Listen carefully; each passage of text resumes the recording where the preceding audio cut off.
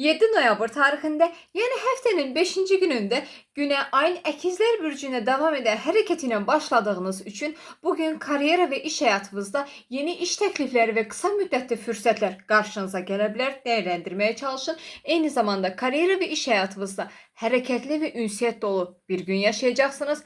Xüsusilə də media, təhsil, satış, reklam, yazı, sosial media və ya ticarət sektorunda çalışırsınızsa, yeni fikir və iş bağlantıları bugün gündəminizə gələ bilər, dəyərləndirin. Eyni zamanda birdən çox işə enerji və əmək sərf edə bilərsiniz. Sürətli düşünmə qabiliyyətiniz bugün çox yüksək olacaq, zehniniz çox aktiv olacaq, amma eyni zamanda fikirlərinizdə biraz qarışıqlıq yaşanıla bilər, diqqətli olun.